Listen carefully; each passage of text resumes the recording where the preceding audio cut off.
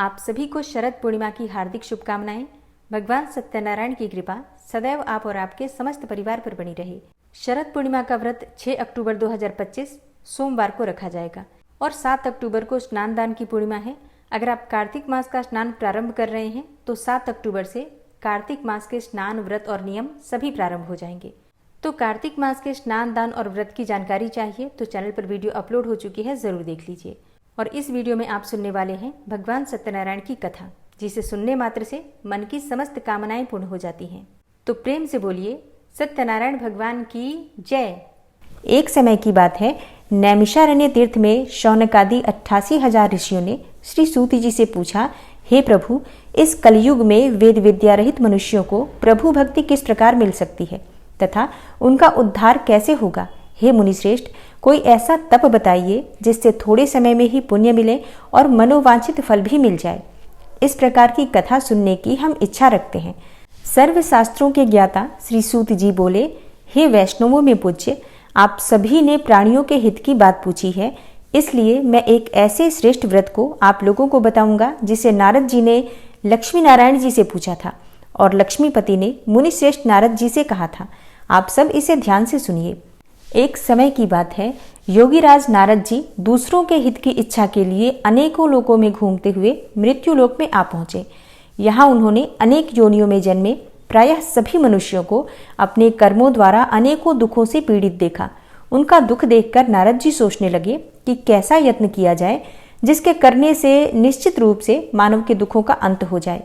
इसी विचार पर मनन करते हुए वह विष्णु लोक में गए और वहां पर वह देवों के ईश नारायण की स्तुति करने लगे, जिनके हाथों में शंख, चक्र, गदा और पद्म थे और गले में वरमाला पहने हुए थे। स्तुति करते हुए नारद जी बोले, हे भगवान, आप अत्यंत शक्ति से संपन्न हैं। मन तथा वाणी भी आपको नहीं पा सकती है। निर्गुण स्वरूप, सृष्टि के कारण भक्तों के दुख को दूर करने वाले हैं। आपको मेरा नमस्कार है। नारद जी की स्तुति सुनकर भगवान विष्णु बोले, हे मुनिश्रेष्ठ, आपके मन में क्या बात है? आप किस काम के लिए पधारे हैं, उसे निसंकोच होकर कहो। इस पर नारद मुनि बोले कि हे प्रभु, मृत्युलोक में अनेक योनियों में जन्मे मनुष्य अपने कर्मों के द्वारा अनेकों दुखों से दुखी हो रहे हैं। हे नाथ, आप मुझ पर अगर दया रखते हैं तो बताइए कि वो मनुष्य थोड़े प्रयास से ही अपने दुखों से कैसे छुटकारा पा सकते हैं। भगवान श्री हरि बोले, हे नारद, मनुष्यों की भलाई के लिए तुमने बहुत अच्छी बात पूछी है। जिसके करने से मनुष्य मोह से छूट जाता है, वह बात मैं तुमसे कहता हूं, उसे सुनो। स्वर्गलोक और मृत्युलोक दोनों में एक दुर्लभ उत्तम व्रत है जो पुण्य देने वाला है। आज प्रेमवश होकर मैं उसे तुमसे कहता हूं, तुम ध्यान पूर्वक सुनो। श्री सत्यनारायण भगवान का यह व्रत अच्छी तरह विधान पूर्वक करके मनुष्य तुरंत ही यहाँ सुख भोग कर मरने पर मोक्ष को प्राप्त करता है। श्री हरि के वचन सुनकर नारद जी बोले कि उस व्रत का फल क्या है और उसका विधान क्या है, यह व्रत किसने किया था, इस व्रत को किस दिन करना चाहिए, सभी कुछ विस्तार से बताइए। नारद की बात सुनकर श्री हरि बोले, दुख और शोक को दूर करने वाला, यह सभी स्थानों पर विजय दिलाने वाला है। मानव को भक्ति और श्रद्धा के साथ शाम को श्री सत्यनारायण की पूजा धर्मपरायण होकर ब्राह्मणों और बंधुओं के साथ करनी चाहिए। भक्ति भाव से ही नैवेद्य, केले का फल, घी, दूध और गेहूं का आटा सवाया लें। गेहूं के स्थान पर साठी का आटा, शक्कर तथा गुड़ लेकर और सभी भक्षण योग्य पदार्थों को मिलाकर भगवान का भोग लगाएं। ब्राह्मणों सहित बंधु बांधवों को भी भोजन कराएं। इसके बाद स्वयं भोजन करें। भजन कीर्तन के साथ भगवान की भक्ति में लीन हो जाएं। इस तरह से सत्यनारायण भगवान का यह व्रत करने पर मनुष्य की सारी इच्छाएं निश्चित रूप से पूरी होती हैं। इस कलिकाल में अर्थात कलयुग में मृत्युलोक में मोक्ष का यही एक सरल उपाय बताया गया है। भगवान श्री हरि विष्णु ने कहा, यह सत्यनारायण व्रत सभी प्रकार के दुखों जैसे शारीरिक दुख, मानसिक दुख, शोक आदि का समन करने वाला है और धन धान्य की वृद्धि करता है, सौभाग्य अखंड करता है और संतान प्राप्ति के लिए किया जाता है। कलयुग में यह सबसे छोटा सा उपाय है। इस प्रकार श्री सत्यनारायण भगवान की कथा का प्रथम अध्याय समाप्त हुआ। प्रेम से बोलिए श्री सत्यनारायण भगवान की जय। सत्यनारायण व्रत का दूसरा अध्याय। श्री सूत जी बोले, हे द्विजों, अब मैं पुनः पूर्व काल में जिसने इस सत्यनारायण व्रत को किया था उसे भली भांति विस्तार पूर्वक कहूंगा। आप सब ध्यान पूर्वक सुनिए। एक समय की बात है, रमणीय काशी नगरी में कोई अत्यंत निर्धन ब्राह्मण रहता था। भूख और प्यास से व्याकुल होकर वह प्रतिदिन पृथ्वी पर भटकता रहता था। ब्राह्मणों से प्रेम करने वाले भगवान ने उस दुखी ब्राह्मण को देखकर वृद्ध ब्राह्मण का रूप धारण करके उस द्विज से आदरपूर्वक पूछा, हे विप्र, प्रतिदिन अत्यंत दुखी होकर तुम किस लिए पृथ्वी पर भ्रमण करते रहते हो? हे द्विज श्रेष्ठ, यह सब बतलाओ, मैं सुनना चाहता हूँ। ब्राह्मण बोला, हे प्रभु, मैं अत्यंत दरिद्र ब्राह्मण हूँ और भिक्षा के लिए ही पृथ्वी पर घूमा करता हूँ। यदि मेरी इस दरिद्रता को दूर करने का आप कोई उपाय जानते हो तो कृपा पूर्वक बतलाइए। वृद्ध ब्राह्मण बोला, हे ब्राह्मण देव, सत्यनारायण भगवान विष्णु अभीष्ट फल को देने वाले हैं। हे विप्र, तुम उनका उत्तम व्रत करो, जिसे करने से मनुष्य सभी दुखों से मुक्त हो जाता है। व्रत के विधान को भी ब्राह्मण से यत्न पूर्वक कहकर वृद्ध ब्राह्मण रूपधारी भगवान विष्णु वहीं पर अंतर्ध्यान हो गए। वृद्ध ब्राह्मण ने जैसा कहा है उस व्रत को अच्छी प्रकार से वैसे ही करूंगा, यह सोचते हुए उस ब्राह्मण को रात में नींद भी नहीं आई। अगले दिन प्रातःकाल उठकर सत्यनारायण का व्रत करूंगा ऐसा संकल्प करके वह ब्राह्मण भिक्षा के लिए चल पड़ा। उस दिन ब्राह्मण को भिक्षा में बहुत सा धन प्राप्त हुआ। उसी धन से उसने बंधु बांधवों के साथ भगवान सत्यनारायण का व्रत किया। इस व्रत के प्रभाव से वह श्रेष्ठ ब्राह्मण सभी दुखों से मुक्त होकर समस्त संपत्तियों से संपन्न हो गया। उस दिन से लेकर प्रत्येक महीने उसने यह व्रत किया। इस प्रकार सत्यनारायण भगवान के इस व्रत को करके वह समस्त पापों से मुक्त हो गया और उसने दुर्लभ मोक्ष पद को प्राप्त किया। हे विप्र, पृथ्वी पर जब भी कोई मनुष्य श्री सत्यनारायण का व्रत करेगा उसी समय उसके समस्त दुख नष्ट हो जाएंगे। हे ब्राह्मणों, इस प्रकार भगवान नारायण ने महात्मा नारद जी से जो कुछ कहा वह मैंने सब आप लोगों से कह दिया। आगे अब और क्या कहूँ? तब ब्राह्मण बोले, हे मुने, इस पृथ्वी पर उस ब्राह्मण से सुने हुए इस व्रत को और किसने किया? हम वह सब सुनना चाहते हैं। उस व्रत पर हमारी श्रद्धा हो रही है। श्री सूत जी बोले, हे मुनियों, पृथ्वी पर जिसने यह व्रत किया उसे आप लोग सुने। एक बार वह द्विज श्रेष्ठ अपने धन संपत्ति के अनुसार बंधु बांधवों तथा परिवारजनों के साथ व्रत करने के लिए उद्यत हुआ। इसी बीच में एक लकड़हारा वहां आया और लकड़ी बाहर रखकर उस ब्राह्मण के घर गया। प्यास से व्याकुल वह लकड़हारा उस ब्राह्मण को व्रत करता हुआ देखकर प्रणाम करके उससे बोला, हे प्रभु, आप यह क्या कर रहे हैं? इसके करने से किस फल की प्राप्ति होती है, विस्तार पूर्वक मुझसे कहिए। विप्र ने कहा, यह सत्यनारायण का व्रत है जो सभी मनोरथों को प्रदान करने वाला है। उसी के प्रभाव से मुझे यह सब महान धन धान्य आदि प्राप्त हुआ है। जल पीकर तथा प्रसाद ग्रहण करके वह लकड़हारा नगर चला गया। सत्यनारायण देव के लिए मन से ऐसा सोचने लगा कि आज लकड़ी बेचने से जो भी धन प्राप्त होगा उसी धन से भगवान सत्यनारायण का श्रेष्ठ व्रत करूंगा। इस प्रकार मन में चिंतन करता हुआ लकड़ी को मस्तक पर रखकर वह उस सुंदर नगर में गया जहां धन संपन्न लोग रहते थे। उस दिन उसने लकड़ी का दुगना मूल्य प्राप्त किया। इसके बाद प्रसन्न हृदय होकर वह पके हुए केले का फल, शक्कर, घी, दूध और गेहूं का चूर्ण सवाया मात्रा में लेकर अपने घर आया। तत्पश्चात उसने अपने बंधु बांधवों को बुलाकर विधि विधान से भगवान श्री सत्यनारायण का व्रत किया और इस व्रत के प्रभाव से वह पुत्र और धन आदि से संपन्न हो गया और इस लोक में अनेकों सुखों का भोग करके अंत में सत्यपुर अर्थात वैकुंठ लोक चला गया। इस प्रकार भगवान सत्यनारायण की कथा का दूसरा अध्याय समाप्त हुआ। तो प्रेम से बोलिए श्री सत्यनारायण भगवान की जय। सत्यनारायण व्रत की कथा का तीसरा अध्याय। श्री सूत जी बोले, हे श्रेष्ठ मुनियों, अब मैं पुनः आगे की कथा कहूंगा, आप लोग ध्यान पूर्वक सुनिए। प्राचीन काल में उल्कामुख नाम का एक राजा रहता था। वह जितेंद्रिय, सत्यवादी तथा अत्यंत बुद्धिमान था। वह विद्वान राजा प्रतिदिन देवालय जाता और ब्राह्मणों को धन देकर संतुष्ट करता था। कमल के समान मुख वाली उसकी धर्मपत्नी शीला विनय एवं सौंदर्य आदि गुणों से संपन्न तथा पतिपरायणा थी। राजा एक दिन अपनी धर्मपत्नी के साथ भद्रशिला नदी के तट पर श्री सत्यनारायण का व्रत कर रहा था। उसी समय व्यापार के लिए अनेक प्रकार की पुष्कल धनराशि से संपन्न एक साधु नाम का बनिया वहां आया। भद्रशिला नदी के तट पर नाव को स्थापित करके और राजा के समीप गया और राजा को उस व्रत में दीक्षित देखकर विनय पूर्वक पूछने लगा। साधु ने कहा, हे राजन, आप भक्ति युक्त चित्त से यह क्या कर रहे हैं? कृपया यह सब मुझे भी बताइए, मैं इसे सुनना चाहता हूँ। राजा बोले, हे साधो, पुत्र आदि की प्राप्ति की कामना से अपने बंधु बांधवों के साथ मैं अतुल तेज संपन्न भगवान विष्णु का व्रत और पूजन कर रहा हूँ। राजा की बात सुनकर साधु ने आदरपूर्वक कहा, हे राजन, इस विषय में आप मुझे सब कुछ विस्तार से बतलाइए। आपके कथनानुसार मैं यह व्रत और पूजन अवश्य करूंगा। मुझे भी कोई संतान नहीं है, इससे अवश्य ही संतान प्राप्त होगी। ऐसा विचार कर वह व्यापार से निवृत्त होकर आनंद पूर्वक अपने घर आया। उसने अपनी भार्या से संतति प्रदान करने वाले इस सत्यव्रत को विस्तार पूर्वक बताया तथा जब मुझे संतान प्राप्त होगी तब मैं इस व्रत को अवश्य करूंगा। इस प्रकार उस साधु ने अपनी भार्या लीलावती से कहा। एक दिन उसकी लीलावती नाम की सती साध्वी भार्या पति के साथ आनंद चित्त से ऋतुकालीन धर्माचरण में प्रवृत्त हुई और भगवान श्री सत्यनारायण की कृपा से उसकी वह भार्या गर्भिणी हुई। 10वें महीने में उससे कन्या रत्न की प्राप्ति हुई और शुक्ल पक्ष के चंद्रमा की भांति यानी दिन प्रतिदिन वह कन्या बढ़ने लगी। उस कन्या का नाम कलावती रखा गया। इसके बाद एक दिन लीलावती ने अपने पति से मधुर वाणी में कहा, आप पूर्व में संकल्पित श्री सत्यनारायण के व्रत को क्यों नहीं कर रहे हैं? साधु बोला, हे प्रिय, इसके विवाह के समय में यह व्रत करूंगा। इस प्रकार अपनी पत्नी को भली भांति आश्वस्त करके वह व्यापार करने के लिए नगर की ओर चला गया। इधर कन्या कलावती अपने पिता के घर में वृद्धि को प्राप्त होने लगी। तदनंतर धर्मज्ञ साधु ने नगर में सखियों के साथ क्रीड़ा करती हुई अपने कन्या को विवाह के योग्य देखकर आपस में मंत्रणा करके कन्या के विवाह के लिए श्रेष्ठ वर की खोज करो, ऐसा दूत से कहकर शीघ्र ही उसे भेज दिया। उसकी आज्ञा प्राप्त करके दूत कांचन नामक नगर में गया और वहां से एक वणिक का पुत्र लेकर आया।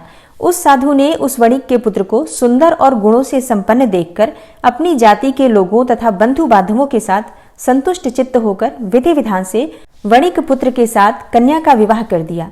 उस समय वह साधु बनिया दुर्भाग्यवश भगवान का वह उत्तम व्रत करना भूल गया। पूर्व संकल्प के अनुसार विवाह के समय में व्रत न करने के कारण भगवान उस पर रुष्ट हो गए। कुछ समय के पश्चात अपने व्यापार कर्म में कुशल वह साधु बनिया काल की प्रेरणा से अपने दामाद के साथ व्यापार के लिए समुद्र के समीप स्थित रत्नसारपुर नामक सुंदर नगर में गया और अपने श्री संपन्न दामाद के साथ वहां व्यापार करने लगा। उसके बाद में दोनों राजा चंद्रकेतु के रमणीय नगर में गए। उसी समय भगवान श्री सत्यनारायण ने उसे भ्रष्ट प्रतिज्ञ देखकर इसे दारुण कठिन और महान दुख प्राप्त होगा यह श्राप दे दिया। एक दिन एक चोर राजा चंद्रकेतु के धन को चुराकर वहीं आया जहां दोनों वणिक स्थित थे। वह अपने पीछे दौड़ते हुए दूतों को देखकर भयभीत चित्त से धन वहीं छोड़कर शीघ्र ही छिप गया। इसके बाद राजा के दूत वहां आ गए जहां वह साधु वणिक था और वहां राजा के धन को देखकर वे दूत उन दोनों वणिक पुत्रों को बांध कर ले आए और हर्षपूर्वक दौड़ते हुए राजा से बोले, हे प्रभु, हम 2 चोर पकड़ कर लाए हैं, इन्हें देखकर आप आज्ञा दें। राजा की आज्ञा से दोनों शीघ्र ही दृढ़ता पूर्वक बांधकर बिना विचार किए महान कारागार में डाल दिए गए। भगवान सत्यदेव की माया से किसी ने उन दोनों की कोई बात नहीं सुनी और राजा चंद्रकेतु ने उन दोनों का धन भी ले लिया। भगवान के श्राप से वणिक के घर में उसकी भार्या भी अत्यंत दुखित हो गई और उनके घर में जो सारा का सारा धन था वह चोर चुरा ले गया। लीलावती शारीरिक तथा मानसिक पीड़ाओं से युक्त, भूख और प्यास से दुखी, अन्न की चिंता में दर दर भटकने लगी। कलावती कन्या भी भोजन के लिए इधर उधर प्रतिदिन घूमने लगी। एक दिन भूख से पीड़ित कलावती एक ब्राह्मण के घर गई। वहां जाकर उसने श्री सत्यनारायण के व्रत और पूजन को देखा। वहां बैठकर उसने कथा सुनी और वरदान मांगा। इसके बाद प्रसाद ग्रहण करके वह कुछ रात होने पर घर गई। माता ने कलावती कन्या से प्रेम पूर्वक पूछा, हे पुत्री, रात्रि में तू कहाँ रुक गई थी? तुम्हारे मन में क्या है?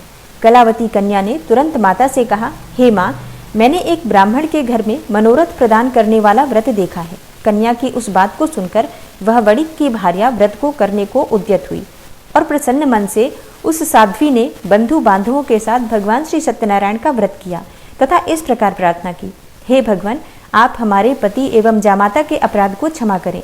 वे दोनों अपने घर शीघ्र ही आ जाएं। इस व्रत से भगवान सत्यनारायण पुनः संतुष्ट हो गए तथा उन्होंने नृपश्रेष्ठ चंद्रकेतु को स्वप्न दिखाया और स्वप्न में कहा, हे नृपश्रेष्ठ, प्रातःकाल दोनों वणिकों को छोड़ दो और वह सारा धन भी दे दो जो तुमने उनसे इस समय ले लिया है, अन्यथा राज्य, धन एवं पुत्र सहित तुम्हारा सर्वनाश कर दूंगा। राजा से स्वप्न में ऐसा कहकर भगवान सत्यनारायण अंतर्ध्यान हो गए। इसके बाद प्रातःकाल राजा ने अपने सभासदों के साथ सभा में बैठकर अपना स्वप्न सुनाया और कहा, दोनों वणिक पुत्रों को शीघ्र ही मुक्त कर दो। राजा की ऐसी बात सुनकर वे राजपुरुष दोनों महाजनों को बंधन मुक्त करके राजा के सामने लाकर विनयपूर्वक बोले, हे महाराज, बेड़ी बंधन से मुक्त करके दोनों वणिक पुत्र लाए गए हैं। इसके बाद दोनों महाराज नृपश्रेष्ठ चंद्रकेतु को प्रणाम करके अपने पूर्व वृतांत का स्मरण करते हुए भय विह्वल हो गए और कुछ बोल न सके।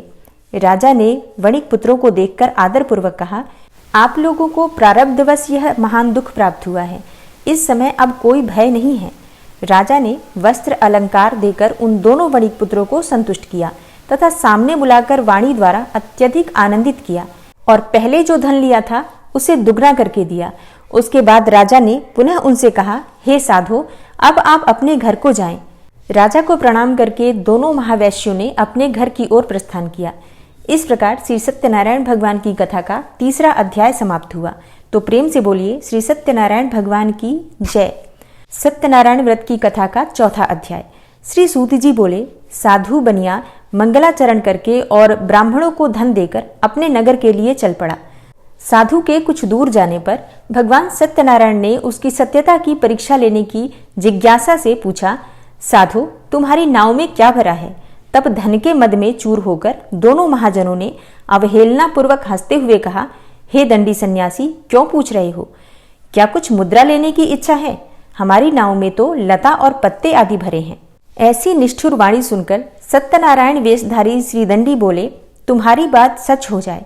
ऐसा कहकर दंडी सन्यासी का रूप धारण किए हुए भगवान कुछ दूर जाकर समुद्र के समीप बैठ गए। दंडी के चले जाने पर नित्य क्रिया से निवृत्त होकर उतरी हुई अर्थात जल में ऊपर की ओर उठी हुई नौका को देखकर साधु अत्यंत आश्चर्य में पड़ गया और नाव में लता और पत्ते आदि देखकर मूर्छित होकर पृथ्वी पर गिर पड़ा। सचेत होने पर वणिक पुत्र चिंतित हो गया। तब उसके दामाद ने इस प्रकार कहा, आप शोक क्यों करते हैं? दंडी ने श्राप दे दिया है। इस स्थिति में वे ही चाहें तो सब कुछ कर सकते हैं, इसमें संशय नहीं है। अतः उन्हीं की शरण में चलें, वहीं जाकर मन की इच्छा पूर्ण होगी। दामाद की बात सुनकर साधु बनिया उनके पास गया और वहां दंडी को देखकर उसने भक्ति पूर्वक उन्हें प्रणाम किया तथा आदर पूर्वक कहने लगा, आपके सम्मुख मैंने जो कुछ कहा है वह असत्य भाषण रूप अपराध किया है। आप मेरे उस अपराध को क्षमा करें। ऐसा कहकर बारंबार प्रणाम करके वह महान शोक से व्याकुल हो गया। दंडी ने उसे रोता हुआ देखकर कहा, हे मूर्ख, रो मत, मेरी बात सुनो। मेरी पूजा से उदासीन होने के कारण तथा मेरी आज्ञा से ही तुम्हें बारंबार दुख प्राप्त हुआ है। भगवान की ऐसी वाणी सुनकर वह स्तुति करने लगा। साधु ने कहा, हे प्रभु, आश्चर्य की बात है कि आपकी माया से मोहित होने के कारण ब्रह्मा आदि देवता भी आपके गुणों और रूपों को यथावत रूप से नहीं जान पाते। फिर मैं मूर्ख आपकी माया से मोहित होने के कारण कैसे जान सकता हूँ? आप प्रसन्न होइए, मैं आपकी शरण में आया हूँ। मेरा जो नौका में स्थित पूरा धन था उसकी आप रक्षा कीजिए। उस बनिया की भक्तियुक्त वाणी सुनकर भगवान जनार्दन संतुष्ट हो गए। भगवान हरि उसे अभिष्ट वर प्रदान करके वहीं अंतर्ध्यान हो गए। उसके बाद वह साधु अपनी नौका में चढ़ा और उसे धन धान्य से परिपूर्ण देखकर भगवान सत्यदेव की कृपा से हमारा मनोरथ सफल हो गया, ऐसा कहकर स्वजनों के साथ उसने भगवान की विधिवत पूजा की। भगवान श्री सत्यनारायण की कृपा से वह आनंद से परिपूर्ण हो गया और नाव को प्रयत्नपूर्वक संभालकर उसने अपने देश के लिए प्रस्थान किया। साधु बनिया ने अपने दामाद से कहा, वह देखो, मेरी रत्नपुरी नगरी दिखाई दे रही है। इसके बाद उसने अपने धन के रक्षक दूत को अपने आगमन का समाचार देने के लिए अपनी नगरी में भेजा। उसके बाद उस दूत ने नगर में जाकर साधु की भार्या को हाथ जोड़कर प्रणाम किया तथा उसकी अभीष्ट बात कही। सेठ जी अपने दामाद तथा बंधु वर्गों के साथ बहुत सारे धन धान्य से संपन्न होकर नगर के निकट पधार गए हैं। दूत के मुख से यह बात सुनकर वह अति आनंदित हो गई और उस साध्वी ने श्री सत्यनारायण की पूजा करके अपनी पुत्री से कहा, मैं साधु के दर्शन के लिए जा रही हूँ, तुम शीघ्र आओ। माता का ऐसा वचन सुनकर व्रत को समाप्त करके प्रसाद का परित्याग करके वह कलावती भी अपने पति का दर्शन करने के लिए चल पड़ी। इससे भगवान सत्यनारायण रुष्ट हो गए और उन्होंने उसके पति को तथा नौका को धन के साथ हरण करके जल में डुबो दिया। इसके बाद कलावती कन्या अपने पति को न देखकर महान शोक से रुदन करती हुई पृथ्वी पर गिर पड़ी। नाव का अदर्शन तथा कन्या को अत्यंत दुखी देखकर भयभीत मन से साधु बनिया ने सोचा, यह क्या आश्चर्य हो गया। नाव का संचालन करने वाले भी सभी चिंतित हो गए। तदनंतर वह लीलावती भी कन्या को देखकर विह्वल हो गई और अत्यंत दुख से विलाप करती हुई अपने पति से इस प्रकार बोली, अभी अभी नौका के साथ यह कैसे अलक्षित हो गया। न जाने किस देवता की उपेक्षा से वह नौका हरण कर ली गई, अथवा श्री सत्यनारायण का महात्म्य कौन जान सकता है। ऐसा कहकर वह स्वजनों के साथ विलाप करने लगी और कलावती कन्या को गोद में लेकर रोने लगी। कलावती कन्या भी अपने पति के नष्ट हो जाने पर दुखी हो गई और पति की पादुका लेकर उनका अनुगमन करने के लिए उसने मन में निश्चय किया। कन्या के इस प्रकार के आचरण को देखकर भार्या सहित वह धर्मज्ञ साधु बनिया अत्यंत शोक संतप्त हो गया और सोचने लगा, या तो भगवान सत्यनारायण ने यह अपहरण किया है अथवा हम सभी भगवान सत्यदेव की माया से मोहित हो गए हैं। अपनी धन शक्ति के अनुसार मैं श्री भगवान सत्यनारायण की पूजा करूंगा। सभी को बुलाकर इस प्रकार कहकर उसने अपने मन में इच्छा प्रकट की और बारंबार भगवान सत्यदेव को दंडवत प्रणाम किया। इससे दीनों के परिपालक भगवान सत्यदेव प्रसन्न हो गए। भक्तवत्सल भगवान ने कृपापूर्वक आकाशवाणी की, तुम्हारी कन्या प्रसाद छोड़कर अपने पति को देखने चली आई है। निश्चय ही इसी कारण उसका पति अदृश्य हो गया है। यदि घर जाकर प्रसाद ग्रहण करके वह पुनः आए तो हे साधु बनिया, तुम्हारी पुत्री पति को प्राप्त करेगी, इसमें कोई संशय नहीं है। कन्या कलावती भी आकाशमंडल से ऐसी वाणी सुनकर शीघ्र ही घर गई। उसने प्रसाद ग्रहण किया, पुनः आकर स्वजनों तथा अपने पति को देखा। तब कलावती कन्या ने अपने पिता से कहा, अब तो घर चलें, विलंब क्यों कर रहे हैं। कन्या की यह बात सुनकर वणिक पुत्र संतुष्ट हो गया और विधि विधान से भगवान सत्यनारायण का पूजन करके धन तथा बंधु बांधवों के साथ अपने घर गया। तदनंतर पूर्णिमा तथा संक्रांति पर्वों पर भगवान सत्यनारायण देव का पूजन करते हुए इस लोक में सुख भोग कर अंत में वह सत्यपुर वैकुंठ लोक में चला गया। इस प्रकार श्री सत्यनारायण भगवान की कथा का चौथा अध्याय समाप्त हुआ। तो प्रेम से बोलिए श्री सत्यनारायण भगवान की जय। 5वां अध्याय। श्री सूत जी बोले, श्रेष्ठ मुनियों, अब इसके बाद मैं दूसरी कथा कहूंगा, आप लोग ध्यान पूर्वक सुनिए। अपनी प्रजा का पालन करने में तत्पर तुंगध्वज नाम का एक राजा था। उसने सत्यदेव के प्रसाद का परित्याग करके दुख प्राप्त किया। एक बार वह वन में पशुओं को मारकर वट वृक्ष के नीचे आया। वहां उसने देखा कि गोपगण बंधु बांधवों के साथ संतुष्ट होकर भक्ति पूर्वक भगवान सत्यदेव की पूजा कर रहे हैं। राजा यह देखकर भी अहंकारवश न तो वहां गया और न ही उसने भगवान सत्यनारायण को प्रणाम ही किया। पूजन के बाद सभी गोपगण भगवान का प्रसाद राजा के समीप रखकर वहां से लौट आए और इच्छानुसार उन सभी ने भगवान का प्रसाद ग्रहण किया। इधर राजा को प्रसाद का परित्याग करने से बहुत दुख प्राप्त हुआ। उसका संपूर्ण धन, धान्य एवं सभी 100 पुत्र नष्ट हो गए। राजा ने मन में यह निश्चय किया कि अवश्य ही भगवान सत्यनारायण ने हमारा नाश किया है, इसलिए मुझे वहां जाना चाहिए। वहां श्री सत्यनारायण भगवान का पूजन हो रहा था। ऐसा मन में निश्चय करके वह राजा गोपगणों के समीप गया और उसने गोपगणों के साथ भक्ति श्रद्धा से युक्त होकर विधि विधान पूर्वक भगवान सत्यदेव की पूजा की। भगवान सत्यदेव की कृपा से वह पुनः धन और पुत्रों से संपन्न हो गया तथा इस लोक में सभी सुखों का भोग करके अंत में सत्यपुर वैकुंठ लोक को प्राप्त हुआ। श्री सूत जी कहते हैं, जो व्यक्ति इस परम दुर्लभ श्री सत्यनारायण व्रत को करता है और पुण्यमयी तथा फल प्रदायिनी भगवान की कथा को भक्ति युक्त होकर सुनता है, उसे भगवान सत्यनारायण की कृपा से धन धान्य आदि की प्राप्ति होती है। दरिद्र भी धनवान हो जाता है। बंधन में पड़ा हुआ बंधनों से मुक्त हो जाता है। डरा हुआ व्यक्ति भय मुक्त हो जाता है। यह सत्य बात है, इसमें कोई संशय नहीं है। इस लोक में यह सभी इच्छित फलों का भोग करके अंत में सत्यपुर वैकुंठ लोक को प्राप्त करता है। हे ब्राह्मणों, इस प्रकार मैंने आप लोगों से भगवान सत्यनारायण के व्रत को कहा, जिसे करके मनुष्य सभी दुखों से मुक्त हो जाता है। कलयुग में तो भगवान सत्यदेव की पूजा विशेष फल प्रदान करने वाली है। हे मुनीश्वरों, पूर्वलोक में जिन लोगों ने भगवान सत्यनारायण का व्रत किया था, उसके अगले जन्म का वृतांत कहता हूँ, आप लोग श्रद्धा पूर्वक सुनिए। महान प्रज्ञा संपन्न सतानंद नाम के ब्राह्मण सत्यनारायण व्रत करने के प्रभाव से दूसरे जन्म में सुदामा नामक ब्राह्मण हुए और इस जन्म में भगवान कृष्ण का ध्यान करके उन्होंने मोक्ष को प्राप्त किया। लकड़हारा भील गुहों का राजा हुआ और अगले जन्म में उसने भगवान श्री राम की सेवा करके मोक्ष को प्राप्त किया। महाराज उल्कामुख दूसरे जन्म में राजा दशरथ हुए, जिन्होंने श्री रंगनाथ जी की पूजा करके अंत में वैकुंठ लोक को प्राप्त किया। इसी प्रकार धार्मिक और सत्यव्रती साधु पिछले जन्म के सत्यव्रत के प्रभाव से दूसरे जन्म में मोरध्वज नामक राजा हुआ। उसने आरे से चीरकर अपने पुत्र की आधी देह भगवान विष्णु को अर्पित करके मोक्ष को प्राप्त किया। महाराजा तुंगध्वज जन्मांतर में स्वयंभू मनु हुए और भगवत संबंधी संपूर्ण कार्यों का अनुष्ठान करके वैकुंठ लोक को प्राप्त हुए।